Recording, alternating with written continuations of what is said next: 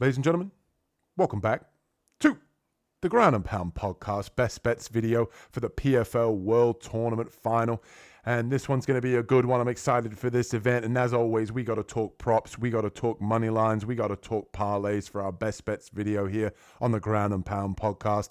And as always, if you're enjoying the content here, hit that like and subscribe button as we talk about the slam of the week this week.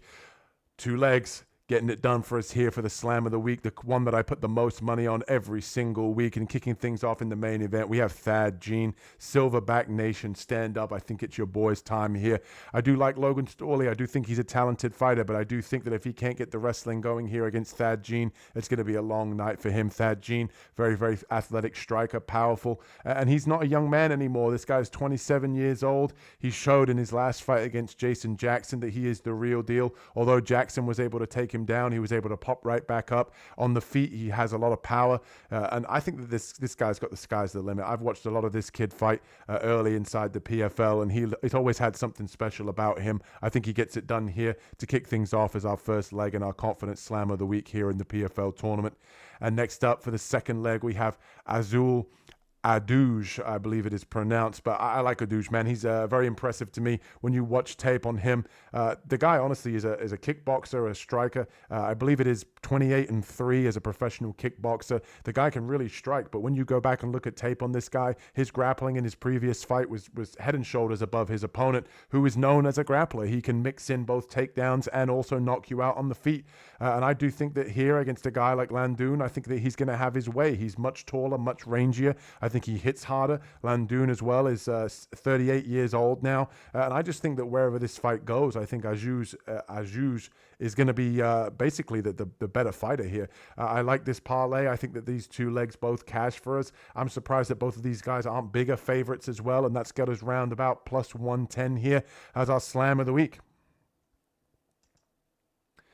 And next up, we have the second parlay that I've got for the night here. Obviously, not necessarily a whole lot of money lines with these big chalky lines here in the PFL, but we have Jesus Pineda here to get it done against Movled. I like Jesus Pineda, man. Great takedown defense, fantastic ability to defend the takedowns, especially against double legs, especially against single legs as well. Great kickboxing, fantastic timing on his shots, which make his shots a lot more powerful. And this guy really carries some heat inside of his hooks. Nice check left hooks as well. Honestly, Jesus Pineda, again, is another guy inside the PFL that people, if you're not familiar with the PFL, he's one of their more established names. He's been there, kind of done it before. Obviously, that vicious knee knockout that he had against Brandon Locknade. The guy can really, really crack, and I do think that Movled's going to be in trouble here. Jesus Pineda has the height and the reach advantage in this matchup. If he can stuff the takedowns here against the Dagestani, I think that the striking here is going to be all that it takes here for him to get it done like it has done in previous fights. And next up for the second leg here, we have Tom Pagliarulo, the New England Cartel protege here. Very, very tall, very, very rangy for the division, likes to step in right hand, loves to throw knees in the clinch. And to me, this fight really just comes down to the fact that this guy is much bigger than his opponent. 9-6 Matt Turnbull. The guy has been knocked out previously in many fights. I think that the range here of a guy like Pagliarulo is going to give Matt a little bit of trouble here in this matchup. I see the counter right hand landing here and ultimately cashing here for the second leg of our second parlay on our best bets. And also to round it out here, just to get us to plus money, we have Jordan Newman, the Division III two-time national wrestling champion. And I do think that this line is a little bit out of whack. I don't necessarily agree here that Jordan Newman should be this big of a favorite here against a guy like Estevam.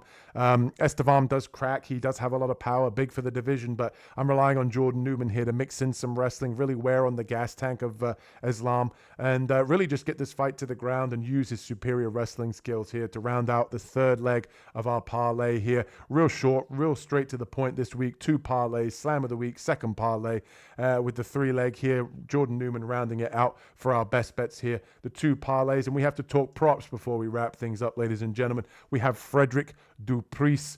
I like him here to get the submission here against Nathan Kelly. I've never been that high on Nathan Kelly. I think that he's a little bit overrated.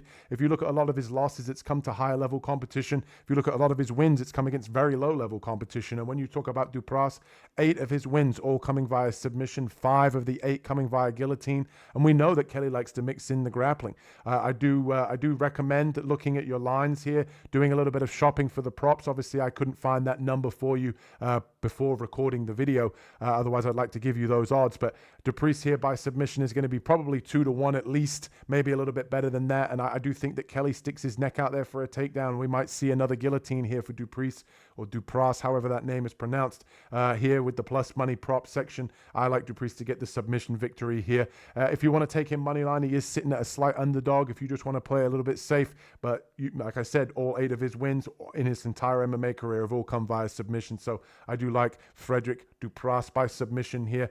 And like I said, real short, real quick to the point this week for our best bets here in the PFL World Tournament. And before I wrap things up, I have to let you guys know what's coming on the channel. We have the full card breakdown for the PFL World Tournament final. Carlos and I did that earlier this week.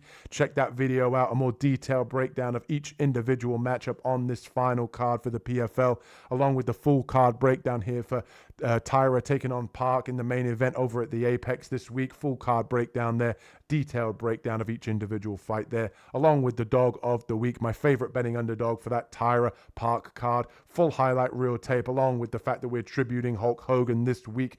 And if you're enjoying the content, as always, I'll leave a link in the description for those videos. Hit that like and subscribe button, and we'll catch you in the next one. Peace.